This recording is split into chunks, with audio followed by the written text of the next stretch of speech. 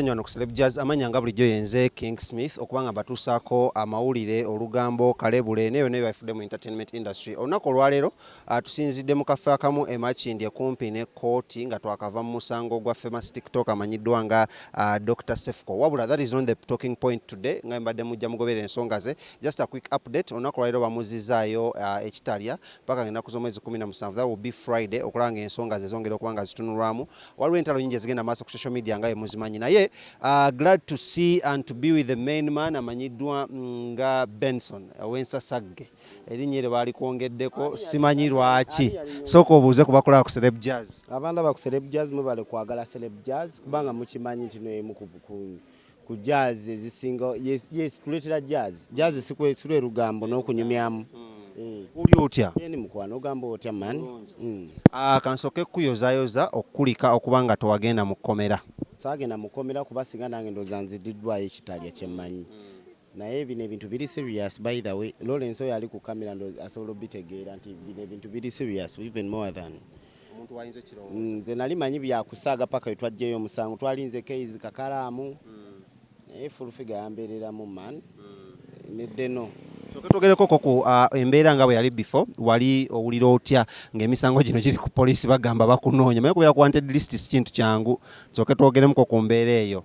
Anti si kintu kyangu naye mu kusooka nabitwalanga ebyomuzannyo naye we namala nembimanyiira kubanga bw'oba tofaayo abaana abo beetega baagala ssente. Embeera yali etakuba ne kati okuba bafuna ssente era oli mu kutya ssente tewali zabbibwa tewali ssente wadde n'ekikumi. Benson awe tutuuse ate katuddewa we tutuuse naye nga miliyoni 5 tewali bagamba bamu 6 tewali ssente. So omusango omaze otandika otya okugamba muno kati kanekube mutima noonya omukyala full figure neetonde olwo nno maze otegeera mbu omusawo gyeguli ekatwe ku poliisi. Ani yakutegeeza? Nange nyina ba informa. Oli munene nnyo bw'otyo ne mu gavumenti olimu abanene. Tompaga tewali nze nganze nyina empewo nyina lubaali nyina kasiita nambaga nyina ozisamirira ddi? Nze mba nazo na wano era zindazemu olina okunzijako interview so zintambulirako buli wemandaga kati zaŋŋamba ekatwe olina omusango so nalina okwetonda naye kyemanyi nakola ekintu ekitu singa Sefko yakikolera what first osanga kyandiwedde. Tufunye obudde Mama Fina akuyise ne bannamawulire abamu mwetonze emisango gigenda kuvaayo. Omusango guno guvaayo ddi ku poliisi nga wakava Mama Fina?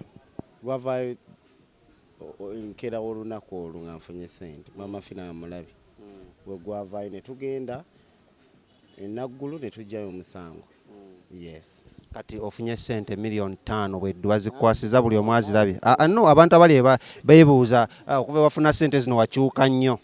Kashuka kinze embeera zange nze ne ssente zirina mu banka siziina nze nkozesa ku ssente zange ze mbadde ŋŋandyako sigula nko wadde n'ekintu ezo ssente bampa za business. So kati nze ngenganze bene abamu balowooza mbu waliwo abamu abayogera mbu simasayimo yantikula nsayimo bambi omuntu alikamu samu wadde n'ekikumi musajja wattu. Miliyoni zo 5 zirina bweddu mu nsawo. N'emu ngenda gifuna okwosa ekya. Ogenda gikozesa ki? Toyina right ku ssente yange man. Singa bagamba okuva ofuna ssente zino n'essimu yo tekyabeerako. Ereko kiyange. Kati nze essaawa zino essimu n'owogikuba neŋŋamba sijja kukwata sijja. Sigamba nti kweraga nezo embeera zange. Waliwo abantu abamu tukola live ne bajja ne bagamba ssente wazikozeemu ki. Man toyina right ku ssente yange cause siguwazimpa. Eyazimpa wataviiriddeyo kuŋŋamba wakola ki then who are you? Toyina right on my money. That is my money. So nkooye eŋŋanda emikwano ekisi ex bonna baafa. Bwavu naye tebaafa naye nze mpulira nkooye ssente zino okubanga zinjogererwa naye nga ssente mwe ziri mu banka. Lwaki tozijjaawo n'obona emirerembe gino? Nzigabirani nzikuwe ozikolemu kyewagamba kyogenda ozikuwe naawe kutuukeko zimpeemu mala kyogerako lubaala namala kuŋŋamba balubaala abo basooka kukugamba naye nga ssente zaaluma abantu bangi. Why? Lwaki atwalumwa akasente? Baabo bawulira. Ekisajja ekyo badde ekyo kirabikirawo okulumwa. Nenga tekijja funako wadde ekikome. Nenga sente gye ziri. So kyengamba nti abalumiddwa okufuna obukadde obutaano. Ate ne mugamba mbu bantikkudde bambi mama Fina kugamba tewali n'omugwe yantikkula. Sente ngenda zikolamu kye wazimpa. Era ndowooza Benson Fashion essaawa yo nejja. Girinde egenda kuba ki mu Makindye omanyi ba TikTok mbeera nnyo mu Makindye. Tejja bba mu Makindye. Ejja bba outside ze Nansana awo. Ejja bba. Ebimu ku bibayogerwako mu press conference wali kubanga okyusa mu content gw'okola.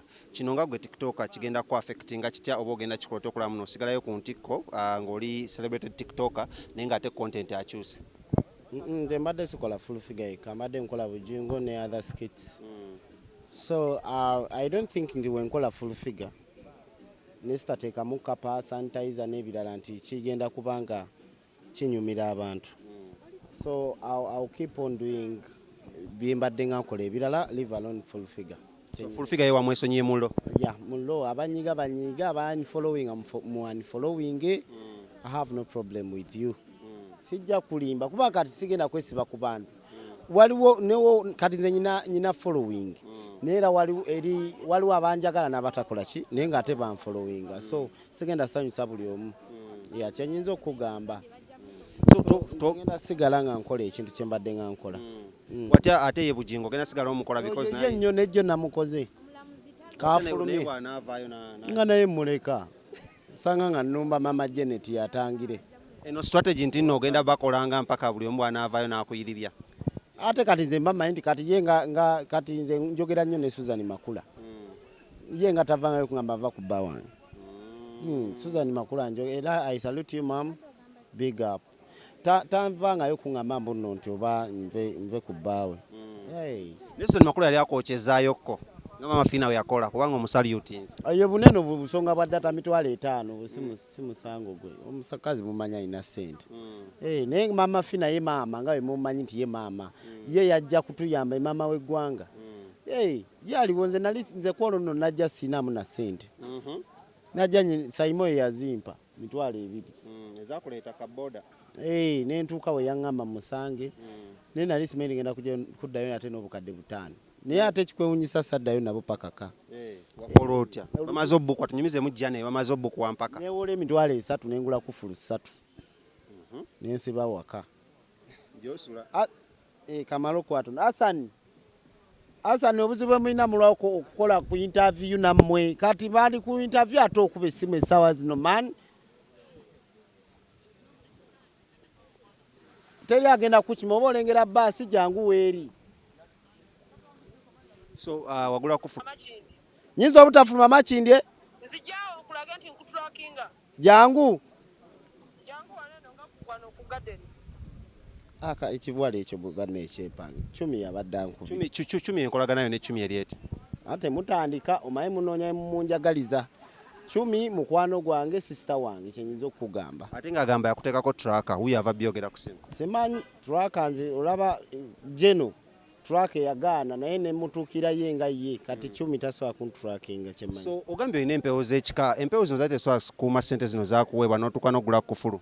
Teri muntu atalina mpewo gwe tekufuuwa. Nze sirina za kika gwe olina za kika. Teri muntu atalina gwe tolina bajjajja aba baafa. Oje emizimu gy'empewo gye twogera kuje gitukuuma. Tulina okubanga tulina omutonzi kubanga ye yatutonda ne tufa emyoyo gyaffe gye tusinza. Okitegeera eri ensonga lwaki ogenda ku ddalo lya mukadde wobaani kati nze buli mwezi nyina ogenda ku ddalo lya ddadi wange ne ndisiimuula. Naye nga kifukamira bulungi ne musaani mugamba ddadi nkuuma kubanga Mukama yamutonda. So kati okubanga nagula kufulu 3 okuuma abantu baali suspicious nnyo nga balowooza nyina ssente mu nju. Nali nsobola okubanga nsobola okuttibwa naye nga ne ssente siziina. Ensonga kinazireka mu banka kyenyinza okugamba. Twogereko ku embeera egenda tuprojectingemu embeera engeri gyegenda okukyuka kuba twagamba bafuna ssente embeera ekyukira ddala. Wonotandika business and do you think embeera yo ey'obulamu bwegenda kukyuka kiyinza otega kyengezaako okubuuza? Embeera yejja kyuka ndowooza gye bujja maaso. Right now sijja gamba nti ekyuse kubanga ndi mu ssente ze mbadde nga mbeera nsavinga Sembera ejja kukyuka kansoke malize Benson fashion then tulabe embeera weekyuka bulungi. Atwogereko ku kintu ekyamwe ba TikTok engeri gye mufunamu ssente zino. Abasinga bagamba mufuna ssente nnyingi ya TikTok esasula abalala bagamba tesasula. Soko otubriefing emukawo n'abaana abagala ogijoyininga abakufollowing. Mwena abajoyininga TikTok terina n'omu esasula.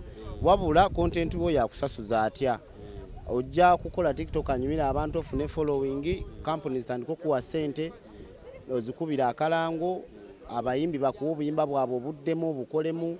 So wajja ofunira mu ssente kyamayi naye nga teri ssente TikTok tewa muntu n'omu ssente. Uganda wa munsi yonna. Munsi yonna. Sijjaga munsi yonna sizitukangamu. Naye nga wano mu Uganda tewali n'omu.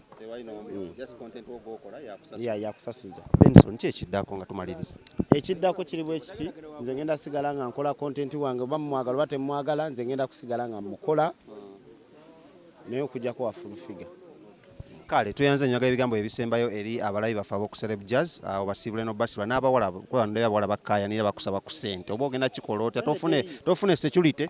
Terize n'abagambye ba X nyina Kate waliwo Kathy Kate wa Kiryagonja Kathy wawaliwa Mutundwe bannange enkoye buli kaseera masimu Beni okyaliyo lulimba ali tebasobola kumbuuza nti okyaliyo kati we bambuuza okyaliyo Beni okyaliyo bannange enkoye amasimu si wa kikasi X si friend muve ku ssente eno ssente jatwawula muve ku bukadde obutaano bannange babuulira amazima babuveeko temuddamu na bulowooza kuba ne musobola kukola zammwe nammwe mukole ebyo nakola babawe kigwe. Kale tweyanze gamanya yenze King Smith ono ku Celeb Jazz mbadde ne Benson zamutegedde ekya ssente bwe kiri n'embeera weeyimidde ayi tujja kuba tukwatagana olunaku oluddako mu subscribing wano wennyini mweraba. Oyagala omukolo gw'enjawulo gubeere n'ebijjukize mu nnyumba yo kankwanjulire ba King Montage Photo Studio fe bakafulu mu kkuba ebifaananyi n'okukola video olina wedding birthday party kukyala nika baby shower photoshoot oba music shoot na buli kimu kyonna ky'oyagala fe tusobola okuwa ebijjukize ebirungi eri ebirooto byo ate nno mwana wattu kusintiiza omuntu wa bulijjo tusange bannankulabe ku bitaala ku Prime Tower level 3 room D04 okumanya ebisingawo tukubire ku namba zino noti 7 noti 2 emu noti 4 emu 25 oba noti 755 7 7 oba noti 777 noti 23 4 noti 5 King Montage Photo Studio fe tusobola okuwa ebijjukize ebirungi ate nno mwana wattu kusintiiza omuntu wa bulijjo.